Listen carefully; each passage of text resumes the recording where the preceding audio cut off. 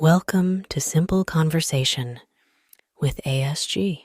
Follow your new favorite podcast host with a link in the description. Tell me, who is Orest?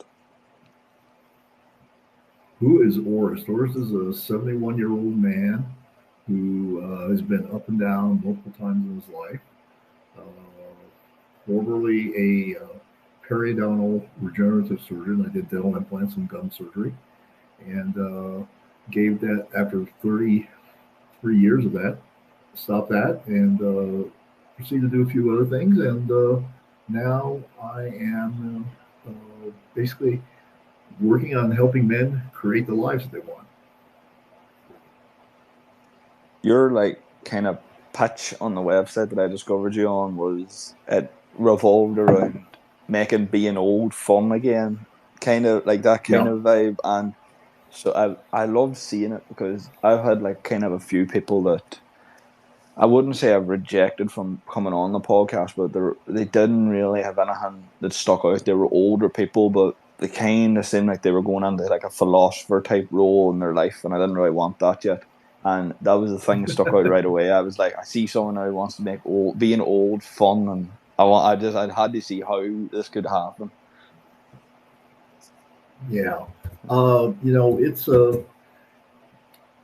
it is interesting that so many older men, and some men actually are old when they're actually many decades younger than I am, but people get old mentally, and that's actually probably the biggest obstacle as you age. Would you say they get old mentally, or they get exhausted mentally, that they convince themselves they've become old? Well, I think there's a certain amount of bouncing back from things, and believe me, I've had my share of stuff to bounce back from. But people also think that they're old, and I've run into men that are in their 40s and 50s that think that they're old, and I just it's a way of thinking, and it has to do as much with having a victim conversation in your own head as anything else.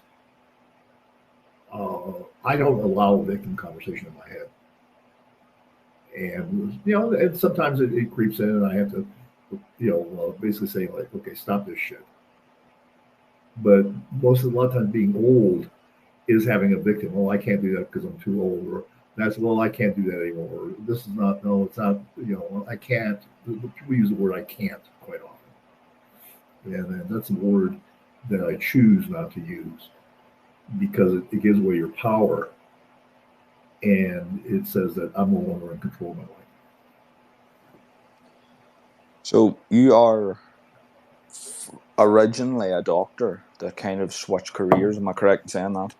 Right. Yeah. I was a periodontist, which is a dentist. And I used to do surgery, dental implants and gum surgery. So that's what I used to do.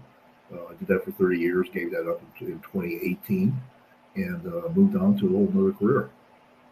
Completely different. It was quite a drastic switch, but one of my teachers in school used to always say that being someone in dental is the worst job in the world because there's no one on this planet that says they can't wait to go and see the dentist. Yeah, that's true, and it's not true. Because what I did was I build people back to health, and so a lot of times people were very thankful for that. What's that kind of feeling like, knowing that you've rebuilt someone's kind of confidence in life in some way?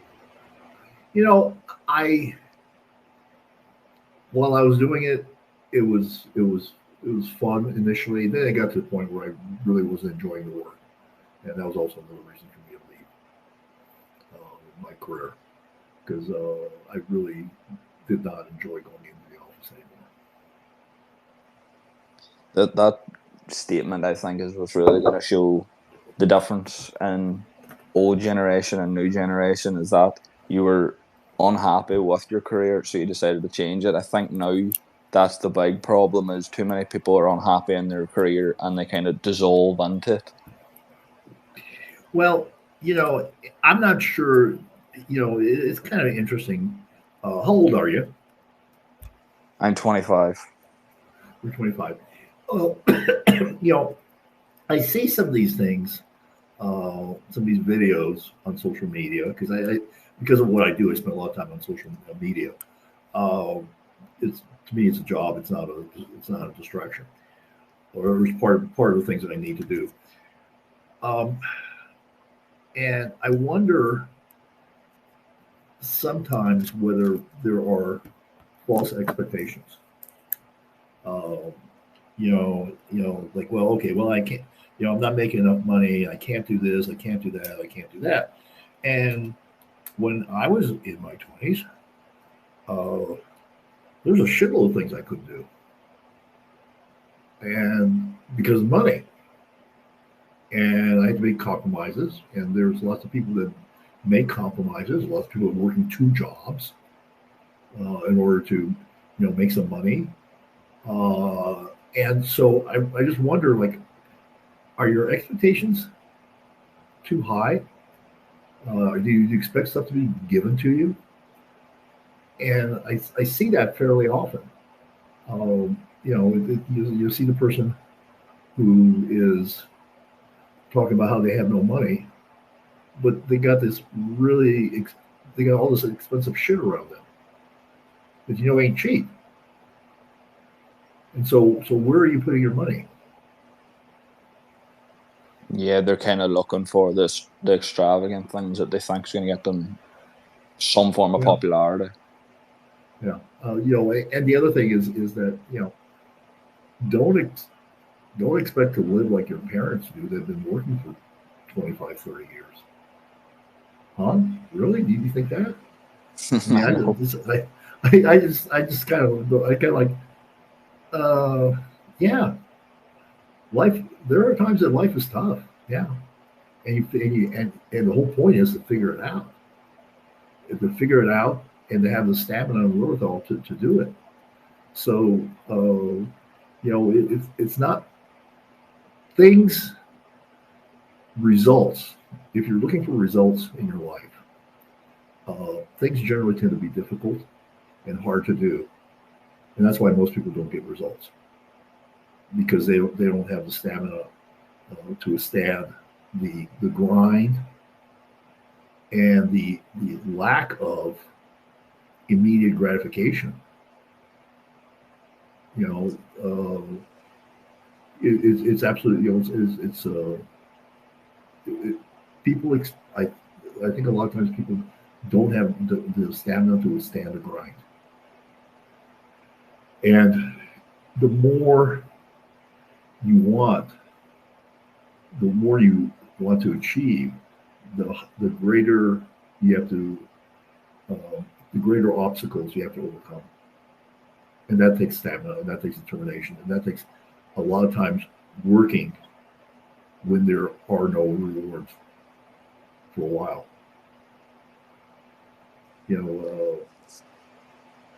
Everybody looks at, everybody says, oh, I want to be like Elon Musk. I want to be like Jeff Bezos. I don't know about Elon Musk, but Bezos didn't make any money with Amazon for years. For years. Now he had stock that was but Amazon was not making money for a long time, and he had the forbearance to push through that time and to understand that there is going to be a payday at some point. But it was a long time before Amazon was profitable. Yeah, I do think that the whole social media feeding these apparent young millionaires and people living lavish lifestyles probably doesn't help things, because over the weekend I sat and watched under a post that was completely blown up on Twitter, and it was blown up specifically because there was one person comment underneath it that was getting completely killed, and it was the post original one was, what opinion would have you pinned down with a knife put to your throat? And the guy commented underneath, a 9 to 5 isn't that terrible if you actually enjoy it. And he was getting, I mean, destroyed under this post. And I was sitting looking at it and couldn't believe it. So I went and messaged someone about it, and they sent me the Google Trends graph that every single massive big search from people under the age of 25 was get rich in a year, 10,000 a month. They were looking at all these massive things. And it was just amazing seeing it, because there's that thing that you're talking about. They don't want the grind, and the unfortunate reality is it's because it doesn't look glamorous. Yeah. Well, that's part of it. And I think that, a lot of times, most of the people that selling those programs, the way they make their money is by selling those programs. They haven't really sold anything. It's the They just sell content, yeah. they just sell the content that tells you, oh, this is how you get rich real fast. And so that's, a lot of marketers are like that. They'll say, oh, I'm going to teach you how to market. Well, what have you marketed? Tell me what product that you've sold. Have you sold a pen? Have you sold a bag? Have you sold pants? Have you sold, even vitamins on the internet? Are you proficient at that, or are you just proficient in getting people to sign up for your course that tells you people how to sell stuff, and you really don't know how to sell stuff? Yeah, to be fair, that's pretty perfect analysis. Yeah. I mean, I'm in a group that we talk about marketing and things like that, but the people in that group have actually done stuff. They've built companies and sold them. They've done other things. So it's a bunch of 8-9 figure exits that they've had. A few of them have had 10-figure exits. Where they sold their companies for a couple $1 billion. But they built something. And so a lot of times, like I said, a lot of these people are selling marketing courses, how to internet sales. They haven't sold anything other than their course, and they're really good at it. They're really good at selling their course.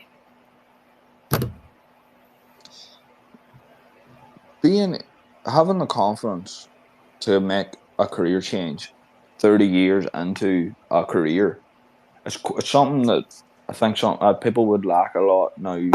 That it's kind of a forgotten trait. Is it takes a lot of expressing your own originality. It's not everybody that can do that. A lot of people that would get 30 years into a job and they go, "We came so far, I may as well stay." But to make that big jump, was there ever any point at all in the lead up? I'd imagine you were thinking about it in the lead up. Was there ever any point you kind of looked at yourself in the mirror and thought, "Am I just insane?" No. It was time for me to leave. It was time for me to leave. Part of it is also I was what you call it's called an early adapter, the tip of the spear technologically. Uh, whether it was materials I used or regenerative materials, things like that, techniques. Uh, but there came a point where I really was no longer interested in being the best version I could be as a periodontist, and where wasn't interested in anything new, and new techniques and new procedures or whatever, and that's when I knew it was time to leave. Because I knew that if you don't practice the skill set, there's no such thing as status quo. You're either getting better or you're getting worse, and that's true in all things. So people that say they're going to maintain the status quo, they're lying to themselves and lying to everyone else. You're either getting better or you're getting worse. And so I knew that I was not interested in more stuff in periodontics, and that was one of the other reasons why it was time for me to leave. Outside the fact that I really didn't care. I didn't enjoy it anymore. What's that moment feel like where you do get to the point where you don't enjoy something that you've worked really hard to kind of achieve? Yeah. It's a little weird, but it's also you can't deny it. I mean, you can't deny a feeling. So that's just the way it was. I hated going into the office. I literally hated. I got to the point where I literally hated going into the office, and consequently, I made a change. What was the feeling on that first day after you made the change? Oh, I just when I walked out, knowing that I was not coming back, it was relief, liberation, excitement, moving on to other things.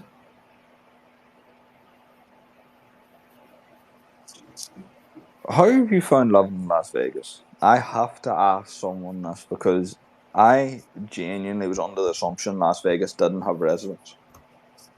It Well, doesn't sound like somewhere you would go to live.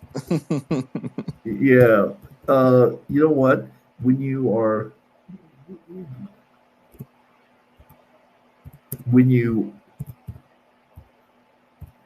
when you live in Las Vegas, it's like living everywhere else, anywhere else. I don't know how to describe it any other way, but it's just like living anywhere else. And consequently, you don't go down. You know what you see is the strip, and we, my wife and I, maybe go to the strip maybe 2 or 3 times a year. Sometimes you go to a show. We're not really that big onto shows, but sometimes you go to shows. Sometimes you meet friends that come from out of town. Things like there might be other events and things like that. But generally, you're not on the strip every day. Definitely not on the strip every week either. So it's really like living anywhere else, except that you're just a few miles away from literally the entertainment capital of the world. It's quite the contrast because I asked one of my last guests, what was it like living in California? And I expected that answer, but he said it was like a complete hellhole. So hearing that answer come from you about Las Vegas has completely tripped me out because I don't know why. I don't know, maybe it's just because the only thing you really hear about Las Vegas in the UK is the big extravaganza parts of it. So you don't really know there's a normal part of Las Vegas. You kind of think it's all No, action, go, go. But it seems like no. it's California that way. Well, it's kind of California. We have a lot of people who move from California to Nevada because California is a shithole. There's no doubt about it. It's a shithole, with the exception of the area called Orange County. But it's just horrible. I would never. I can't think of a reason I would want to go to Los Angeles. I can't think of a reason I would go to San Francisco. You got people crapping in the street, shooting up in the street. Violence is rampant. It's a shithole. It's actually a good way to lead me into the main point of this interview, which was a lot something that I do a lot in my pages. I'll read through studies and experiments that scientists and philosophers have done, and I'll just kind of break them down into more of a modern term. But something I came across yesterday, someone who listens to the podcast actually sent it to me, was that scientists and philosophers are actually fearing for kids that are around 5 to 10 now because of the state of 25 to 30-year-olds now. They're saying that health issues are through the roof, depression's through the roof, violence is through the roof, incarceration rates are through the roof, abortion rates through the roof. And something that I wanted to really kind of nail home with you is the reason why I named the space 25-year-old meets 70-year-old was, what can you straight away, bold in your face, see the biggest changes from your generation when you were growing up to this generation? I think, gosh, that's a. I wonder where to start on something like that. Probably the biggest thing is that there were immediate consequences to things that we did. There was no, I shouldn't say there was no coddling. There was some coddling, but there were immediate consequences to things that we did. I remember one time ago, I was like 16, and I was in a car. I was driving. It was at night on the weekend. There's a thing called cruising. So we cruised up and down Central Avenue, and I got pulled over by a policeman. I can't remember. I think it was something, whatever it was. I can't remember exactly why we got pulled over. And I was being stupid and said something smart ass to the policeman, who hit me with his flashlight. And I learned right there, don't say stupid shit to policemen. And that was a very valuable lesson. Now, you can say shit to the police all the time, and they have to be there. They have to sit there and take it. Who would want to be a policeman today? I can't imagine. And it's a crisis in the States. Very few people want to be join the police force, men and women. And they're actually, the challenge is that the standards in a lot of situations are being lowered about who comes into the police force.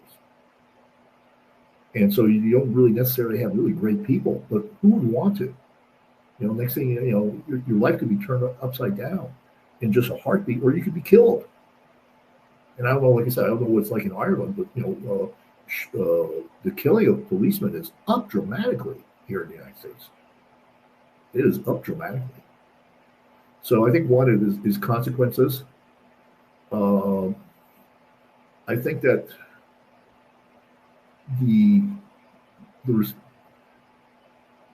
that would be probably the biggest thing. And I think there's also, again, I want to go back to there's a certain amount of victim culture. And I think the educational system has failed people in their 20s and early 30s horribly. A big part of it is the wokeism that's around. I think I'm still not up to date with the terms either. Yeah, but I just and the sheer lunacy of what the things that people say are possible are not. And I don't, a man cannot become a woman. And I know I guess it's kind of something, I keep on reading about some crazy laws and things like that in Ireland and Scotland, where all this is concerned. Yeah.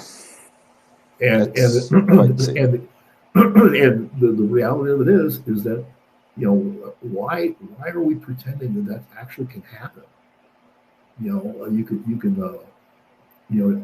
And it's kind of sad because, well, first of all, gender dysphoria is a psychiatric condition, and 80-90% of it is resolved. If it's a kid, 80-90% of it is resolved by the time you become teenagers, 17, 18-year-old, 19. Okay, and the big companies, the countries that were at the forefront of the gender transition process, such as Sweden and the United Kingdom, have stopped doing it on kids because they're like, oh, our data, and they look at their data, is not supporting them, but it's a big moneymaker, and that's the thing that drives this. It's a huge moneymaker. It's a huge moneymaker for quote unquote the surgery, where they let's say you want to transition to a woman, quote unquote, they fillet your penis and create this open wound that has to be dilated on a regular basis, in some situations daily, and it's painful. And the people that transition aren't any happier, and they're given these drugs that their bodies are not set up for. A man is not set up for a bunch of blockers and things like that. They're just not. It plays with your mind too, and so it's an insanity. And then, in fact, if you think that the two most famous well, not the most famous, but one of the one of the swimmer who competed against women. Well, he had drugs, but he has not had any surgery. And same true is with Caitlyn Jenner. Actually, Caitlyn Jenner is thinking about transitioning back to being a male. Saw this today. Couldn't believe it. Nearly threw my phone at the wall. The what? You saw that? I saw it today, and just good job I was on work and I was surrounded by people, but I was about to launch my phone at the wall. I couldn't believe what it was reading. Yeah. So it's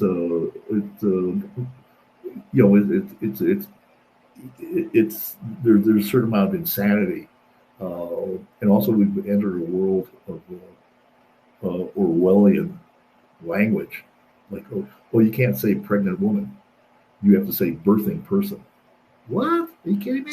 I'm not gonna say birthing person. I'm not going to say that. That's the stupidest thing I heard. That's really stupid.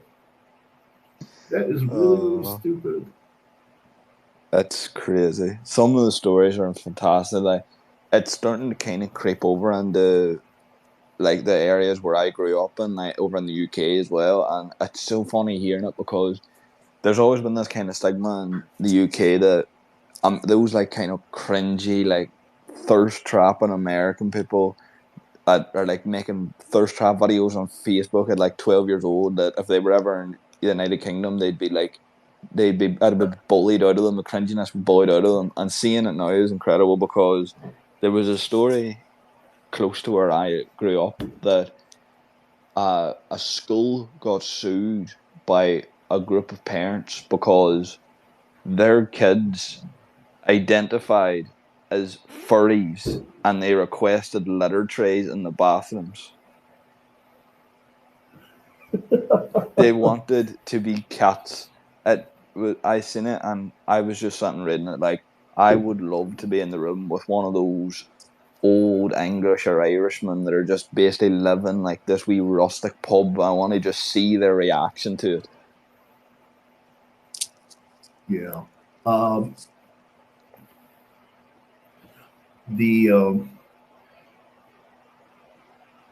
It's just like it's insane. No, you can drink. You can pretend. You're pretending, but it's not reality. And I'm not really interested in being an enabler of your psychosis. The addressing thing is what I see it growing a lot now. I don't think it was as big in the last 5 years, but recently, especially this year, it's been growing insane. I've seen massive like public figures in the online space that have been cancelled because they've addressed someone wrong. And we were speaking about it recently on a space I did that wasn't recorded, but do you know that if you ask these people that have transitioned what their gender is, that's offensive as well? I think they're actually petitioning to make it a hate crime if you ask someone what they are. Yeah, well, it's a certain level of insanity. Fortunately, I'm not really exposed to that very often, so it's rarely am I exposed to it. So if you could give someone growing up in this day and age some advice for how to not completely burn the house down with the insanity that is lurking around the world, is there any advice that you could give them? As hard as it is, as uncomfortable you may feel, and you may make others feel, speak the truth. Speak the truth, because the more you go along, the more I'm gonna call them the crazies become emboldened. You have to speak the truth and be willing to stand up for the truth. And it's hard. It's hard. Yeah, this could be quite the conspiracy, and I may end up in every social media blackout page possible, but do you genuinely think that the way the world's going, being yourself may become like an unofficial crime. I'm not following the question. So, see now how it's kind of like everybody's kind of telling you which way to go, like where to vote, how to act, what way to speak, what you want to identify as. Do you think that at some point, being yourself and, as you said, speaking how you really feel, do you think at some point that's going to become an unofficial crime? You won't get punished for it, but you'll be locked down for it. Oh, I don't know. I hope not. I hope not. I think that there certainly is that possibility, but I hope not. It's going to be, I don't know what the future holds. I've seen things here in the United States that I never thought I would ever see. I'm just totally like, how did this happen?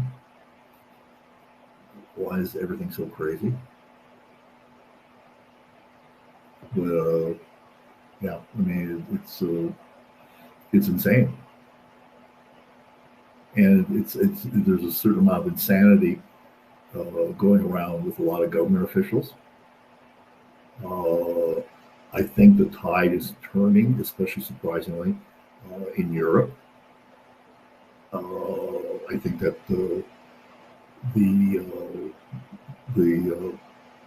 yeah, I'm a populist, so I have no problem being a populist.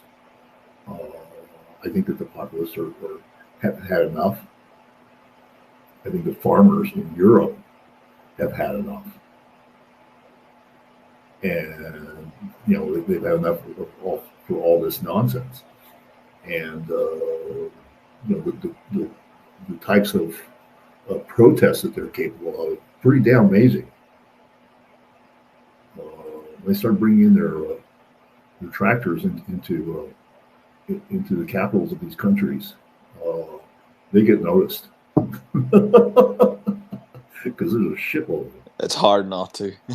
Yeah. I'm glad they're doing it. I'm glad that they're doing it. And I guess there's lots of countries that are having elections, and hopefully things are going to turn out to where people that have common sense will start getting into positions of authority. Very clear speaking with you and hearing your answers to some of these questions, that you're not scared to be yourself, you're not scared to speak how you feel. And something that I don't know, obviously, as I'm younger, but I think that's something that older people are going to maybe face as a roadblock quite soon, which is that they probably don't know really what they can and can't say. The line's so blurred. Is there any advice you could give to kind of like the older audience of people that maybe don't really know how to act in today's world? Well, I've said this a number of times. It is my generation that's responsible for the screw up where things are right now. And it's been too long that we've stood silently and saying, oh, that's okay, that's okay, that's okay. No, it's not okay. And now is the time that you have to be in that uncomfortable space of saying, no, that's not okay. That's actually insane. Do you think we'll ever get back to that time? I don't know. I have some hopes. I think that as the failures of a lot of these government policies start showing up, things are turning back a little bit. I think as far as the United States goes, our election is now probably the most pivotal one that I can remember in my lifetime, because it's really going to set the course of where we're headed to as a country. A lot of people have said that, but I have seen quite a lot recently on my timeline that a lot of people in America are actually terrified about that. The fact that this is the one that's going to shape where United States go. Yeah. Oh, I totally agree.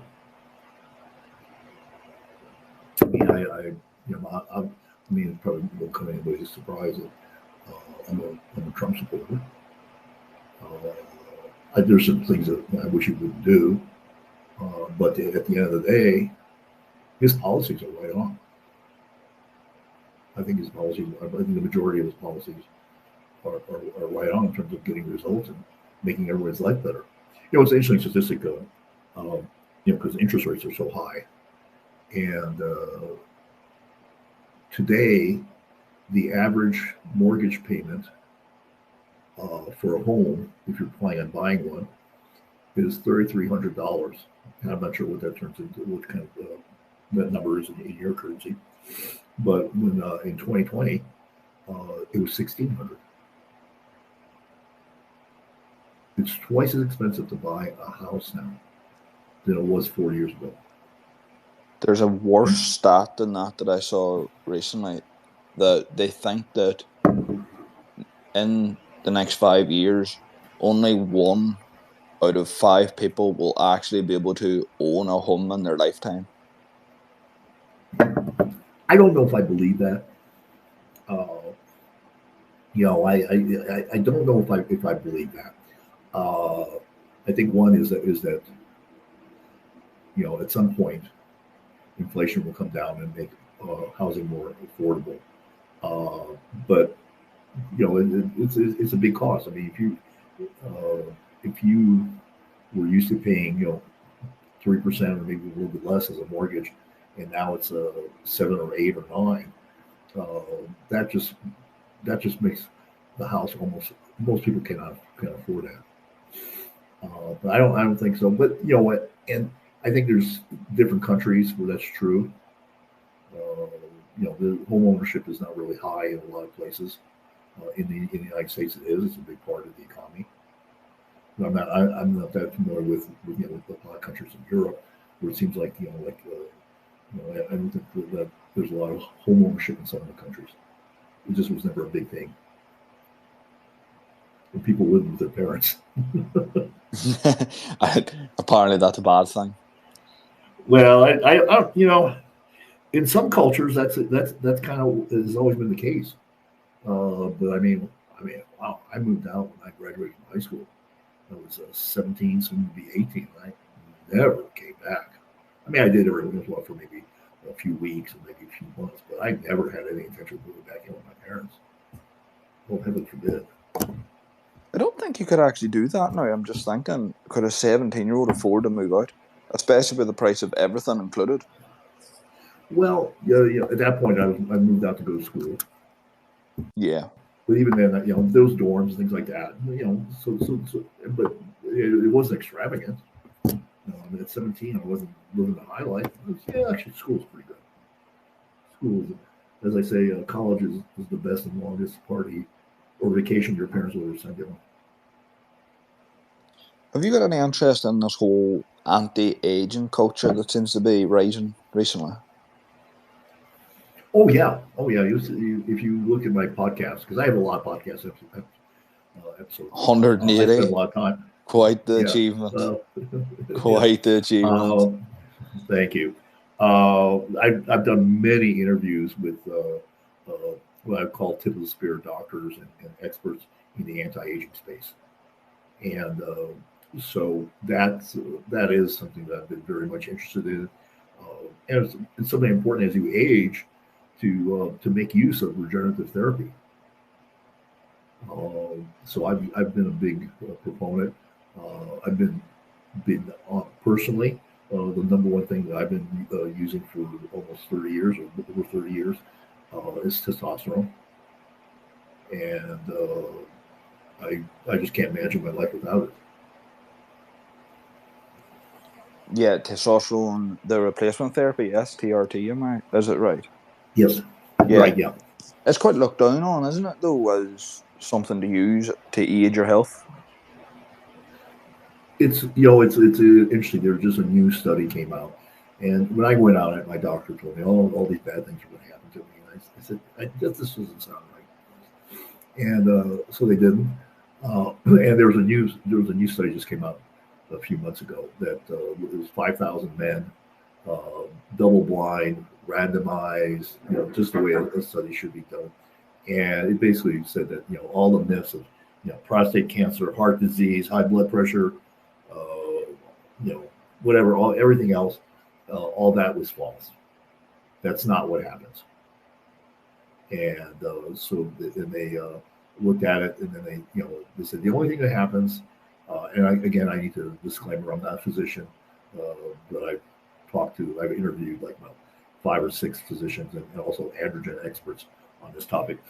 The only thing that happens is sometimes you get too many red blood cells, and so you have to do basically do a blood draw, which is no big deal. But that happens also from other things, including sleep apnea and things like that. So it's hard to kind of signal that out as a factor, because I'm not sure if they look at that that's sleep apnea in people that they studied. Are you familiar with the guy Brian Johnson that documents his anti-aging journey? No. He's this billionaire that's kind of took on the task of making his body feel as young as possible. I think at the minute his body is like, it's working at the rate of like a 21-year-old at peak performance or something. And the guy's got me in a complete chokehold. Like every time he posts, I basically bow at his feet to read it. And he's started kind of in his own little community, started raising the concerns of normal people going and getting their health checked. And it was something that kind of sparked an idea in my head where I wanted to go and research things like testosterone replacement therapy. And there's an actor that they were talking about how healthy he looked and how incredible, like, he got into great shape and how his skin looked amazing on TV and stuff. And he said, yeah, I started doing TRT. And everyone was so shocked and everyone was bashing him. And he just put up his health results and saying, if you got this back, that you got low testosterone, you'd do whatever you could do to also boost your testosterone. And he just wrote underneath it, I'm not looking to die at 40 like most other people seem to be.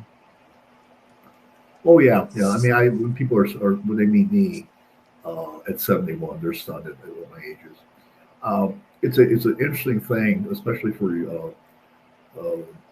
and I've discussed this with a number of doctors on my podcast, and many of them are saying that they're seeing young men in their 20s showing up with lower baseline testosterone levels than men in their 50s and 60s.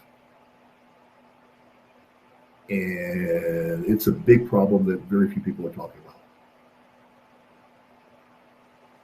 How important do you think it is for people now to get regular checks like that to see what their bodies really do? And it's an unfortunate reality that a lot of people now in today's age don't actually know how their bodies operate. Well, yeah, I think it's critical, and it's also is very critical for young men because of how low their testosterone is for many of them. I knew a couple of young men who, so the normal ranges, and the normal is not optimized. So let's kind of be clear about that, because some of the lab companies just dropped their high normal from 1160 to 960 or 900, somewhere in that range. And then they dropped their low normal. So the ranges are going down, and there's actually many studies that document the generational decline of testosterone. A man 60 today has about 16% less testosterone than a man 60 20 years ago. So that's one thing. But as we talk about young men, first of all, most young men, the doctors won't test them because they will say, "Oh, you're fine, you're young." But we had a friend who the high normal, the low normal was 250. And he came in at 265 at age 25. And his doctor is telling him he's normal. That's not normal.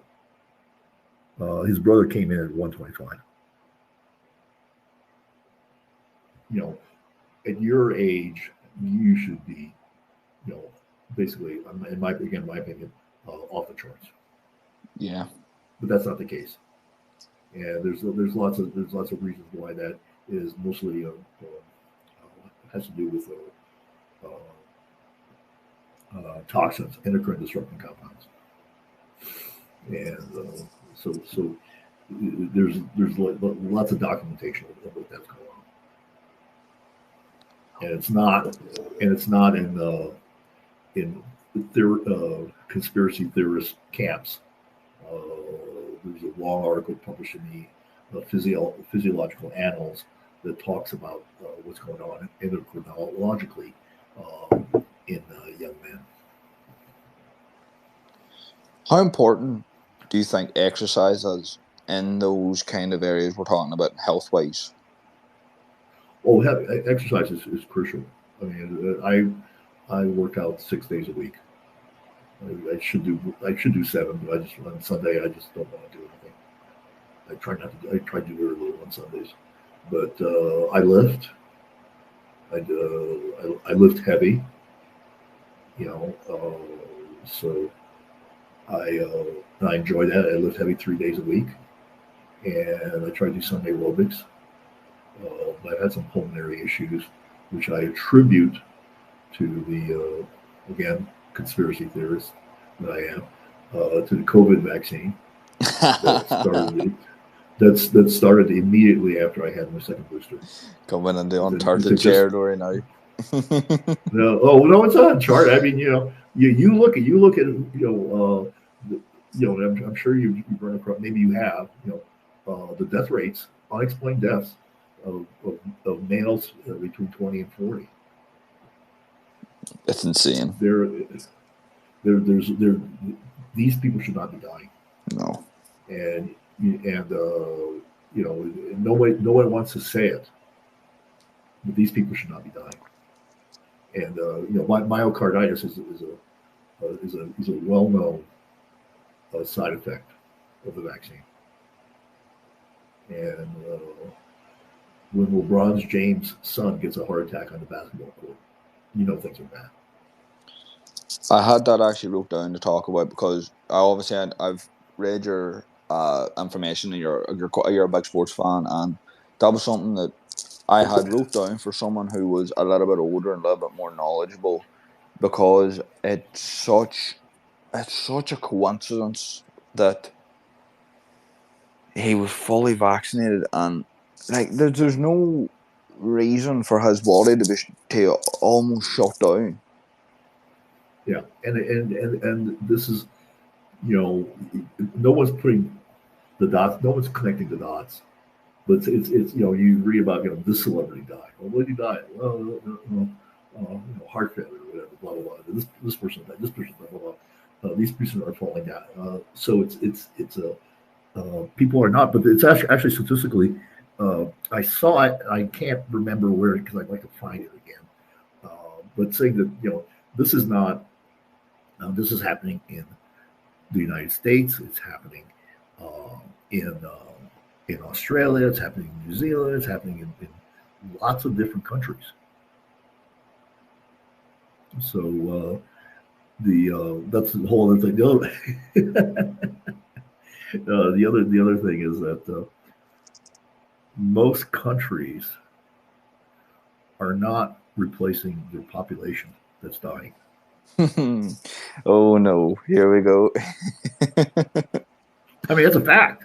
Yeah, I know. I've been seeing it's all over my timeline because I commented under one post about it, and now I've got the screaming scientists coming at me with facts left, right, and center, and I'm just sitting looking back like, whoa, holy shit!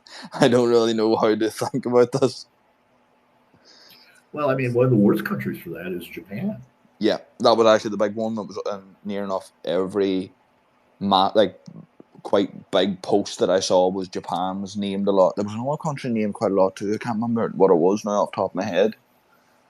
Yeah, the only and I saw this, and I like I said, I read this somewhere. I can't remember, and it may be true, and it may not be true. But they're saying that the population crisis in China is so bad that they're talking about going from maybe a few billion people to 500 million people by the end of this century. Yeah, I've seen a lot of presidents and people in political areas of certain countries saying that they do see that they can see the decline now, and it's very scary because something like that, the whole the whole repopulation, sorry, not gender, but the whole repopulation issue, to see it so early on is apparently that is alarm bells should be ringing type of warning. Yeah. Well, part of that, you know, and my understanding is, again, I've kind of seen different statistics for the United States, is that the only reason we aren't experiencing that here in the United States is that we have a high Hispanic population that tends to have more kids than everyone else. And so some of that's cultural, some of that's religious, for all sorts of reasons. So that doesn't occur. But if I remember correctly, France and Germany and Italy, all of those countries are not repopulating. They're not basically replacing the people that die. Even with the fact that people are dying later. It's a scary thing to think about, isn't it? Yeah. Yeah, so I don't think overpopulation of the earth is a problem that some people hysterically point to. It's actually maybe the other way around. Yeah, probably. We'll move on to more lighter notes. As I see in your profile picture the glass and the cigar, and something now that the snowflakes that came out with their gloves on and they're attacking, we'll call it recreational activities of having a drink and having a smoke, and it's all over my For You page in every single app, and there's a PT that's on my YouTube all the time, and I cannot get rid of him, and I think it's because I get so much hate, but he is now purposely started putting alcohol in his protein shakes just to show that it's not that big of a deal, big of an issue to have a glass of alcohol every now and again, or light up a cigar when you've just got off a long day at work. Mm-hmm. Yeah, no, I'm regularly having a cigar and regularly having a drink. So it's I won't deny it's a vice, but that's fine. That's fine. I enjoy it too. You'd rather that be your vice than something a little bit more deadly. Yeah, yeah. There's in terms of choices of vices, and to a certain extent, I just don't. I don't know. There's so many people want to tell you how to live their life, and quite frankly, I'm not interested in their opinion. I really am not interested in someone's opinion who wants to tell me how to live my life. And sometimes I may just ignore them, or sometimes I may just really, just kind of get in their face. Depends on how I'm feeling that day. There's a funny quote that someone put out was, people are very quick to talk about nicotine and alcohol is damaging to their health, yet they'll eat a slice of bread that's got 74 numbers in the ingredients. Yeah, absolutely, yeah, it's kind of crazy. Some places here in the States where it's okay to put a needle in your arm, but you can't go to the cigar bar and have a cigar because that's quote unquote bad for you. Okay, so let me tell me the reasoning on that. I know, that's insane, because that's something that I was thinking about today too. Whenever I was doing my research and writing out rough questions, was I remember whenever I was like a kid, my uncles talking about cigar lounges and things like that, and it's almost like they've not gone extinct, but there's really not that many anymore in the world. Never mind in just countries that have cigars. The cigar lounges, no, just for cigars. Yeah, I don't. Do you have them in Ireland? See, that's what I mean. I think there only is a few in the whole of Ireland. There's not very many. Yeah, I know. When I went to New Zealand, I forgot to bring my cigars with me, which was a big mistake. And so I bought a cigar. It was the puniest little cigar for about $55. And I looked at that thing and I'm like, this is not a $55 cigar.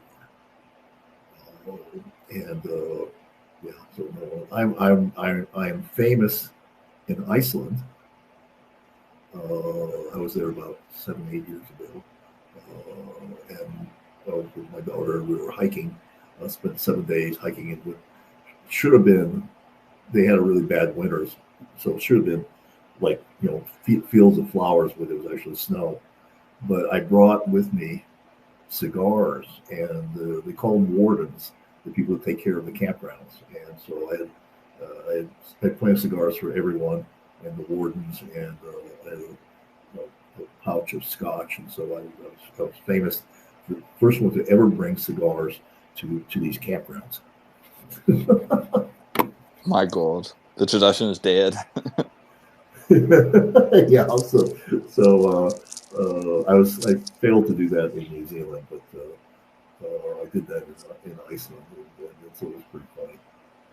I think it's. I love watching after after the end of like some kind of sports competition where the MVP of the competition or one of the people on the winning team is smoking a cigar, and you look under the Right. comments, and it's people just like, "Oh my God, he's destroying his career, he's damaging his health." And I just sit back and think, like, he's just won probably the best thing he can win in his sport. Do you really think he's going to sit there and destroy his chances of ever doing it again? I could imagine he'd want to feel really happy again. Yeah, yeah. Like you said, people are just uh, people don't know what they're talking about most of the time. And some people say that about me too. I get it every single week I release podcast episode, don't worry. So I've been talking about sports and then one of the things, something that I need to talk about in sports, and seeing as you're a sports fan, you need to talk about last night's event, and is it all over for Steph Curry? I don't know. I don't follow pro basketball as much as I used to. I don't know. I've gotten to the point where I mean, I used to go to games when we lived in Phoenix, and I had season tickets and all that stuff. But I just don't follow anymore. And part of it is that one is the players switch teams so often that all it is pickup games. There's really very little team sports, and they're all just kind of. And I can't blame them. I'm not saying any. I'm not saying that they should be doing something different, whatever, because it's a different world now in sports. Is he over? I don't. I think he probably still has a championship in him, depending on who he's surrounded by. I mean, he's still obviously a great player. I mean, some of the shots that he makes are just absolutely incredible. People in his face and everything else. But is there another championship? Depends on who's around him. Yeah, if they draft Bronny, they could end up getting LeBron. So I suppose it does depend who's around them. But have you seen this trend that basketball? I will say basketball fanatics, but I'm saying that very loosely. They're doing this kind of trend of we're done with the 90s, where they're trying to do what they've done with like Larry Bird and Oscar Robertson, saying they played against plumbers. They're trying to do it now with Michael Jordan. Oh yeah, I can imagine this is right up yeah. your street. Well, I don't know. Like I said, I don't really pay that much attention because my life doesn't depend on it. But I mean, I will say unequivocally uh, that Michael Jordan's the greatest player ever. Period. And you can say whatever you want. At the end of the day, he won championships, and he did it all on one team, and he stayed there, and he was. I do believe he's the greatest basketball player ever. Now there are other great players, but I think he's kind of like the Tom Brady in American football. Just so many championships. Someone breathing down Tom Brady's neck though now at the moment. I don't think so. I don't think they would call. I mean, that's what they have to. He's quite a ways ahead of in terms of Super Bowl championships. So I mean, yeah, there's a few people talking about Patrick Mahomes, blah, blah, blah, but they're so far away. Yeah, it's always fun to have the debates though about those people because they do Yeah. seem like they're superhumans, and you want to sell the story of there's someone that could beat them, but it's hard to argue with the facts. And again, if he does, I'm sure that Tom Brady would be the first one to call him and congratulate him. Is there any sports that you do follow closely or take part in even? No, not really, because I'm kind of more focused on what I'm doing in my business. I still every once in a while we'll watch a UFC fight, but I don't follow them as closely as I used to a long time ago. Part of it is that when we moved from Phoenix to Las Vegas, my a buddy that I would watch regularly with, and he was really into it. We would do that on a regular basis, and so I don't have that camaraderie. Though I do have a few other people now that I've met here in Las Vegas that when we start going to watch the fights and enjoy them. If you're in Las Vegas, have you seen? I don't want to get it wrong. The Sphere. This new. Oh yeah. Oh, you can't miss it. What does it look like? Because see, I haven't looked it up at all because I don't really know what it is. It's basically a huge round screen. It's a screen in the shape of a ball. It's monstrous. My God, is that not terrifying? It's funny. It's funny. It's funny. I mean, sometimes they'll put like it depends on what day it is. Like I said, I don't really follow it because we don't go down to the strip very much. But, sometimes they'll put a smiley face on it or whatever's going on in town. They'll put something on there or whatever. But yeah, sometimes they'll put a smiley face on there. Those kind of advancements in technology are crazy to me because there was a guy I had on the podcast who's a runner and he lives in Japan, and he, after the podcast, sent me videos of like people like in Japan, they're projecting videos onto buildings and playing them, and it looks like they're 3D, and they're projecting them onto cars, and as the cars go past, each car switches to a new video, and it's just seeing things like that and then hearing about the Sphere. It's just, I can't believe that there's people out there that could create things like this. Yeah. It's kind of crazy what's possible these days. Seems like anything's possible now, but Orest, this has been an absolutely amazing conversation. Thoroughly enjoyed it, and can't wait to edit it up now just so I can see all the gems I must. I'll be curious. So I want to give a plug for my course. Or maybe you can put that in the show notes. Go on ahead. You can plug away. We're basically it's at the standard.academy, and if you want to get on a call with me, you can put the standard.academy/discovery call. And what I do is a combination of video on demand and also one-on-one coaching, where I basically most of the time I'm working with financially successful men who have paid a price in their personal life with their spouse or their kid or kids, and also possibly in their physical fitness and health. And those are the things that I help men with. Amazing. So that's it. That's us. All good.